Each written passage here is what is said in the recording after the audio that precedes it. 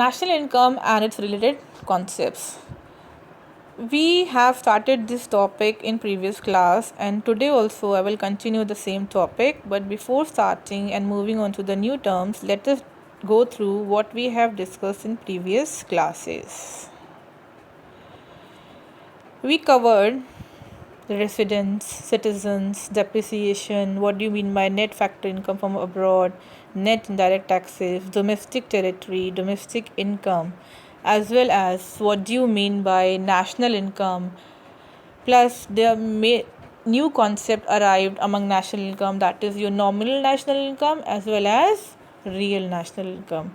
We also have gone through GDP deflator. What do you mean by GDP deflator? Now today I am starting your national income and its formulas and its direct concepts. Now, before going through it,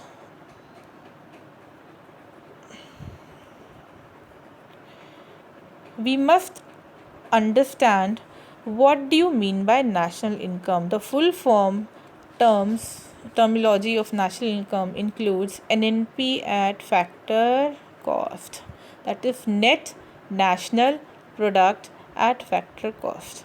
Now what do you mean by national product? What do you mean by factor cost? All these concepts we will discuss today so that it is easy to understand and work on calculations of national income. Net national product at factor cost. So first of all, we should go on what do you mean by net.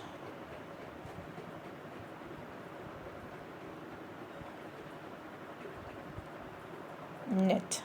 Now, net figure यानी कि net amount. Whenever we are talking about net amount या net value of any assets or any good in an economy, we are talking about कि we have to exclude depreciation. We discussed this, what do you mean by depreciation, okay? Because many business houses purchase fixed assets. What are those fixed assets?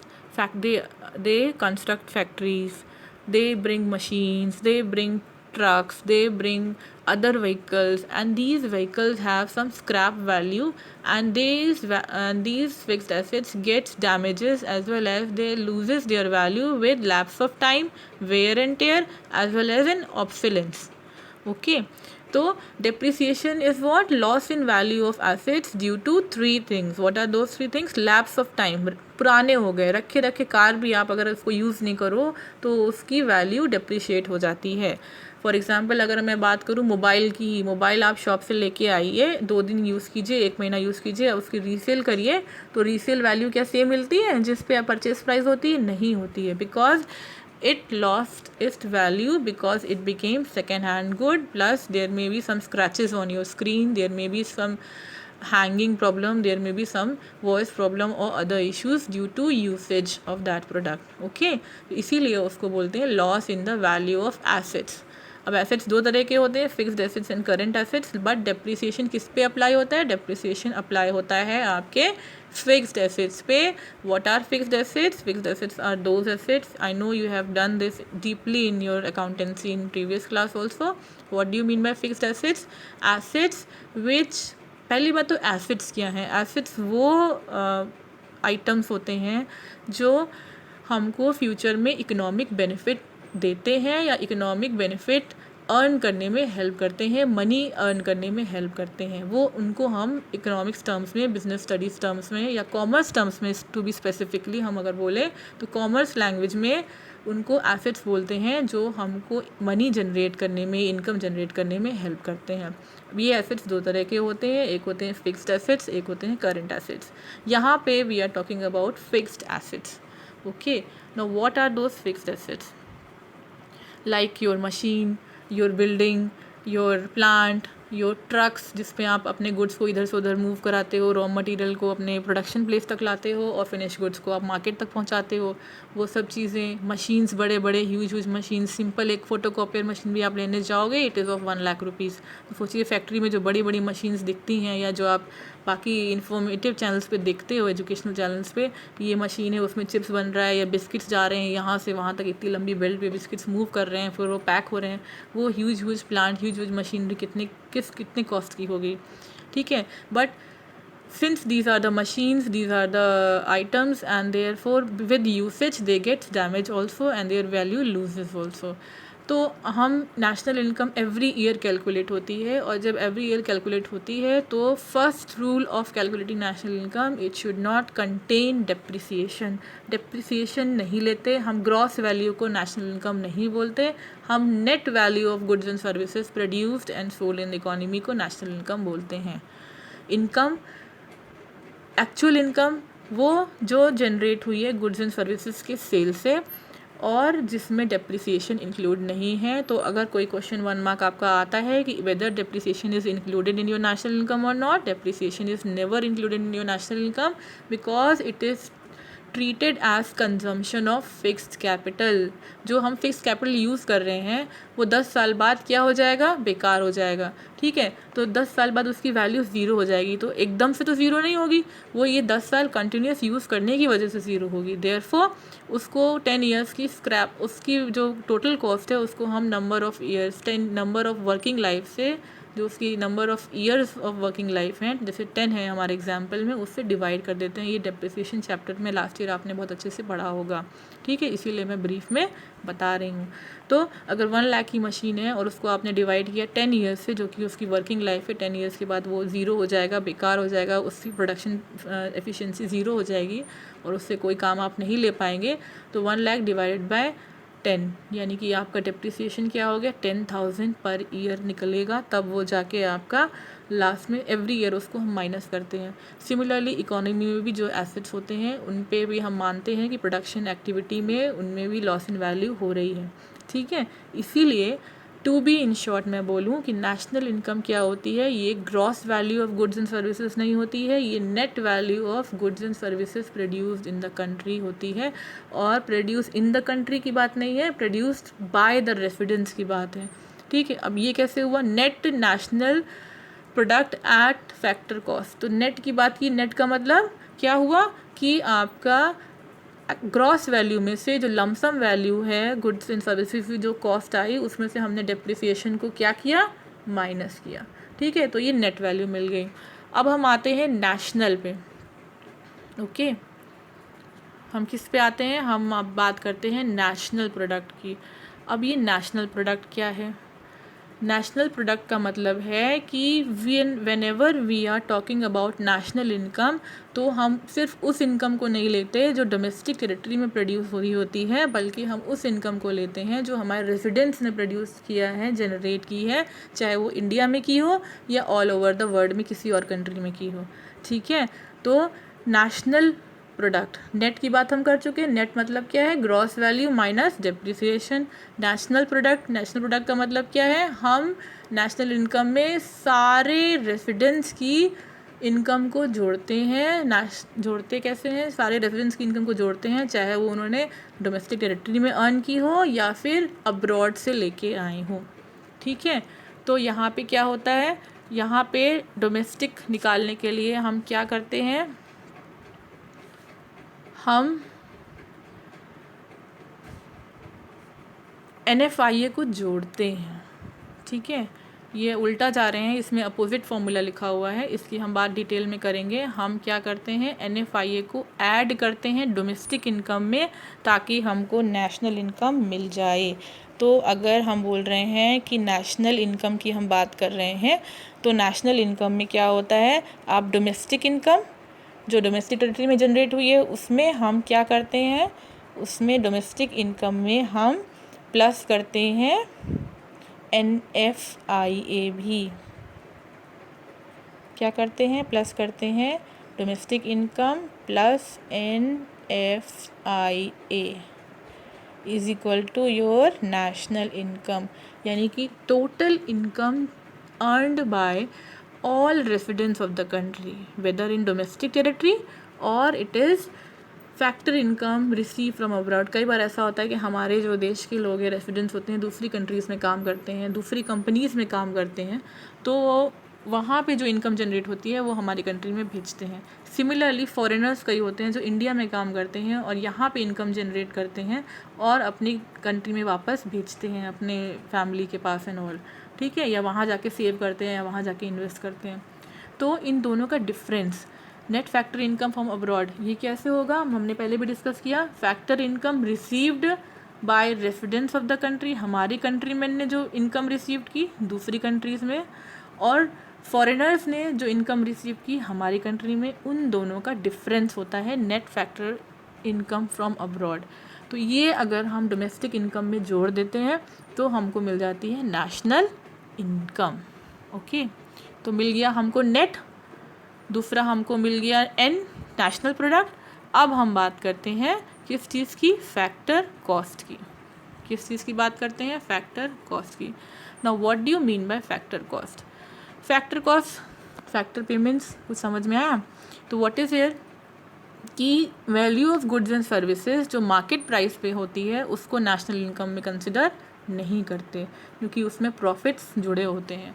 ठीक है, हम क्या करते हैं, और plus कई बार ऐसा होता है जो गवर्नमेंट होती है, गवर्नमेंट आपको मतलब बिजनेस यूनिट्स को या इकोनॉमिक्स यूनिट्स को जो प्रोडक्शन एक्टिविटी कर रहे हैं और कंट्री के एम्प्लॉयमेंट लेवल को इंक्रीज़ कर रहे हैं, इनकम लेवल को इंक्रीज़ कर रहे हैं, जीडीपी को, ग्रॉस डोमेस्टिक प्रोडक्ट को इंक्रीज़ कर रहे हैं, उनको सपोर्ट करने के लिए, मोटिवेट करने के लिए, बैकअप देने के लिए गवर्नमेंट उनको सब्सिडीज़ देती है। वो सब्सिडीज़ क्या कहलाती हैं? Financial help by the government is known as subsidies. तो गवर्नमेंट दो काम करती है, दो तरह के ट्रांसफ़र पेमेंट्स करती है। एक फाइनेंशियल हेल्प देती है, बदले में कुछ नहीं लेती, और दूसरा ट्रांसफ़र पेमेंट करती है क्या, नेट इनडायरेक्ट टैक्सेस चार्ज करती है। ठीक है, तो नेट इनडायरेक्ट टैक्सेस वो टैक्सेस होते हैं जिनका बर्डन तो शिफ्ट हो जाता है, लेकिन उसको पे किसको करना होता है, बर्डन पड़ता है आपके प्रोड्यूसर पे, बट वो बर्डन शिफ्ट कर दिया जाता है कंज्यूमर्स पे, उनको बोलते हैं नेट इनडायरेक्ट टैक्सेस। ठीक है, अब मैं आज का टास्क है इनको एग्जाम्पल ज़रा ढूंढना, then we will discuss in the next class what do you mean by net indirect taxes and indirect taxes, because we have to cover this topic in later on chapters also. तो go and search the examples of direct taxes as well as indirect taxes. ठीक है, अब हम बात करते हैं point पे अपने आके।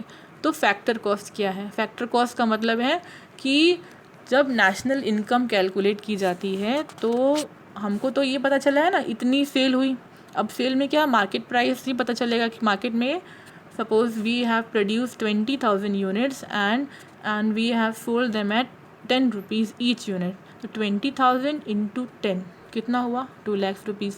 तो ये मार्केट प्राइस पे उसकी उन गुड्स एंड सर्विसेज की वैल्यू निकली कि इतनी सेल एक बिजनेस यूनिट ने की है।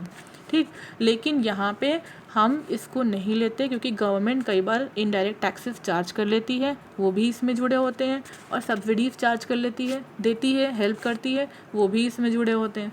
तो गवर्नमेंट क्या करती है, to be more specific and for actual calculation क्या करते हैं कि नेशनल इनकम में से को हम वैल्यू करते हैं, कैलकुलेट करते हैं on factor cost. We calculate national income on factor cost. तो अब हमको टर्म क्या मिल गया, टर्म हमको मिल गया NNP at FC। N for net यानी कि gross value minus depreciation, NP means national product यानी कि whatever income is generated by the residents of the country within the country और आउटसाइड द कंट्री। यानी कि domestic income में हम क्या जोड़ देते हैं, NFI जोड़ देते हैं, तो हमको नेशनल प्रोडक्ट मिल जाता है। ठीक है, उसके बाद NNP FC। अब हम आए FC पे यानी कि फैक्टर कॉस्ट। फैक्टर कॉस्ट मैंने बताया कि मार्केट प्राइस पे गुड्स को वैल्यू नहीं करते नेशनल इनकम कैलकुलेट करने पे, हम फैक्टर कॉस्ट पे वैल्यू करते हैं कि कितना गुड्स को प्रोडक्शन करने में कितना फैक्टर पेमेंट्स करे फर्म ने। ठीक है, फैक्टर कॉस्ट पे वैल्यू करते हैं, ना कि मार्केट प्राइस पे। अब फैक्टर कॉस्ट के लिए क्या करते हैं कि मार्केट प्राइस में से हम क्या करते हैं, नेट माइनस कर देते हैं। Net means net indirect taxes, it means net indirect taxes. See, net indirect taxes. अब ये नेट इनडायरेक्ट टैक्सेस निकलता कैसे है? नेट इनडायरेक्ट टैक्सेस का मतलब है कि गवर्नमेंट ने जो टैक्सेस चार्ज किए माइनस जो सब्सिडीज दी।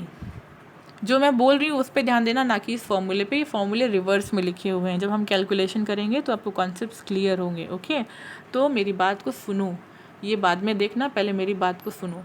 तो व्हाट आई सेड कि हम मार्केट प्राइस में से क्या करते हैं, नेट को माइनस करते हैं। तो यहाँ पे नेट माइनस करने के लिए क्या करेंगे, इनडायरेक्ट टैक्सेस में से हम सब्सिडीज़ को लेस करते हैं। या अगर ऐसे लिखो तो ये लिख लो, minus net indirect taxes bracket में होता है, इसमें से हम सब्सिडीज़ को लेस कर देते हैं। ठीक है, तो इनडायरेक्ट टैक्सेस वो टैक्सेस हैं जो गवर्नमेंट ने चार्ज किए और बदले में गवर्नमेंट ने फाइनेंशियल हेल्प कुछ दी इकोनॉमिक यूनिट्स को, प्रोड्यूसर्स को। जो सब्सिडीज़ होती है वो कैश में, काइंड में हो सकती है। तो ये जो है आपके, इसको ऐड किया जाता है और इनडायरेक्ट टैक्सेस को लेस किया जाता है। तो you got what you got now, totally national income is equal to NNP-FC यानी net national product at factor cost. Got my point? Okay. Domestic income we already know. Domestic income मतलब क्या है, वो income जो country मैंने domestic territory में, जो नाम बोल रहा है डोमेस्टिक इनकम, डोमेस्टिक टेरिटरी में जनरेट की है। ठीक है, जनरेट की है। तो ये क्या होती है, यानी कि इसमें डोमेस्टिक टेरिटरी आ गई, यानी कि जो फैक्टर इनकम है हमारी कंट्री में ने, रेसिडेंट्स ने दूसरी कंट्री से जो पैसे अर्न किए, फैक्टर इनकम जनरेट की, वो यहाँ पे माइनस कर दी जाती है। ठीक है, तो हम डोमेस्टिक इनकम हमको मिल जाती है। तो national income minus domestic, NFIA is equal to your domestic income. तो डोमेस्टिक इनकम टर्म के लिए जो कैलकुलेशंस होते हैं, उनमें जो टर्मिनोलॉजी यूज़ की जाती है वो होती NDP-FC। यहाँ पे FC फिर है। ठीक है, FC माने कि हम value of goods and services को वैल्यू कर रहे हैं। इनकम कैलकुलेट करने के पॉइंट ऑफ व्यू से मार्केट प्राइस नहीं देखते, उसको इग्नोर करते हैं और फैक्टर पेमेंट्स को कंसिडर करते हैं। तो फैक्टर कॉस्ट पे हम वैल्यूज़ को लेते हैं गुड्स एंड सर्विसेज के, ना कि मार्केट प्राइस पे। तो फैक्टर कॉस्ट के लिए हम क्या करते हैं, नेट को माइनस करते हैं। नेट क्या है, नेट इनडायरेक्ट टैक्सेस, यानी इनडायरेक्ट टैक्सेस माइनस सब्सिडीज़। ये जो वैल्यू आती है इसको हम माइनस करते हैं, किससे, हम माइनस करते हैं आपके मार्केट प्राइस से। मार्केट प्राइस आपको क्वेश्चन में दिया रहेगा, कॉस्ट निकालने के लिए आपको इनडायरेक्ट डायरेक्ट टैक्सेस क्वेश्चन में दिए रहेंगे, सब्सिडीज़ क्वेश्चन में दी रहेगी। तो इनडायरेक्ट टैक्सेस माइनस सब्सिडी करोगे तो आपका जो वैल्यू आई, सपोज इनडायरेक्ट टैक्सेस 100 रुपीज़ है और सब्सिडीज़ 50 रुपये है, या चलो 60 रुपीज़ है, तो 100 माइनस 60 तो आपका 40 रुपीज़ हो गया इनडायरेक्ट, नेट इनडायरेक्ट टैक्सेस। तो ये आपके माइनस हो जाएंगे किस में से, ये मार्केट प्राइस जो आएगी, जैसे मेरे एग्जांपल में आई थी 20,000 इंटू 10, कितना हुआ था, 20,000 इंटू 10 ही था ना, 20,000 इंटू 10 यानी 2 लाख रुपीज़ में से ये आपके जो भी प्राइस है ये माइनस हो जाएगी, नेट माइनस हो जाएगी। तो आपकी आ जाएगी value of goods and services at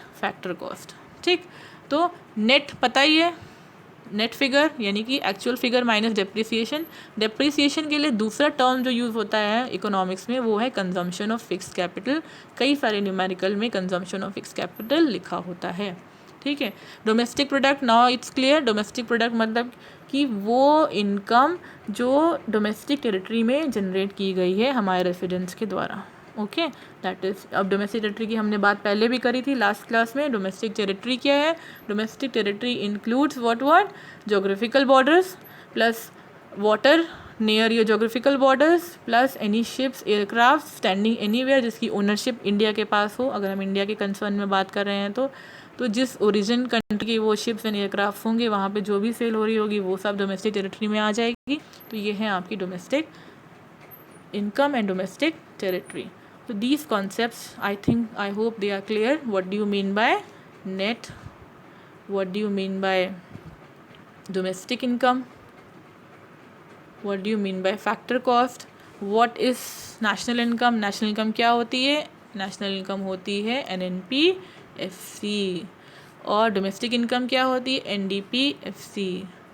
और depreciation का अदर नाम क्या है? depreciation का अदर नाम है आपका कंजम्पशन ऑफ फिक्स्ड कैपिटल। क्या अदर नाम है, अदर नेम क्या है, consumption of fixed capital. NFIA की हमने पहले भी बात करी। NFIA क्या होती है, net factor income from abroad. Abroad से हमें एक्चुअली कितना नेट फैक्टर इनकम मिली, हमारे रेसिडेंट्स दूसरी कंट्री में गए वहाँ कितना अर्न किया और फॉरेनर्स ने यहाँ कितना अर्न किया। तो residents factor income earned by residents minus factor income earned by foreigners in current country, domestic country, इन दोनों का जो डिफरेंस होता है वो आपका NFIA होता है। अब ये NFIA के जो पार्ट्स होते हैं पता होने चाहिए, तो मैं बता देती हूँ। NFIA के जो पार्ट्स होते हैं वो क्या क्या होते हैं? कॉम्पनसेशन ऑफ एम्प्लॉयज़, अगर कहीं काम कर रहे हैं तो सैलरी, वेजेस, वो सब, प्लस उनकी कोई प्रॉपर्टी हो जिस पे उनको रेंट मिल रहा हो, या कोई प्रॉफिट्स कम एंटरप्रेन्योरशिप हो, किसी कंपनी के एंटरप्रेन्योर हो, वहाँ से जो प्रॉफिट्स मिल रहे हों वो सब इंक्लूड करते हैं। प्लस अब्रॉड कोई रिटेन अर्निंग हो, कोई शेयर मार्केट में पैसे लगाए हुए हो, या कोई कंपनी का हमने प्रॉफिट्स को रिटेन किया हो वो, तो ये सब जो होते हैं compensation of employees, income from property and entrepreneurship, जिसमें आती है हमारी रेंट, इंटरेस्ट, प्रॉफिट्स, एंड आपकी नेट रिटेन अर्निंग। ये 3 चीज़ें हो गई जो आपकी NFIA को कंप्लीट बनाती हैं या कवर करती हैं। हालांकि ये बहुत ज़्यादा नहीं आता है न्यूमेरिकल्स में, but we should know each and everything. Why to ignore? If we can grab knowledge, we should go for grabbing the knowledge. So this is for today, and in next class we will start numericals. Hope you enjoy national income as I enjoy. Okay, thank you class.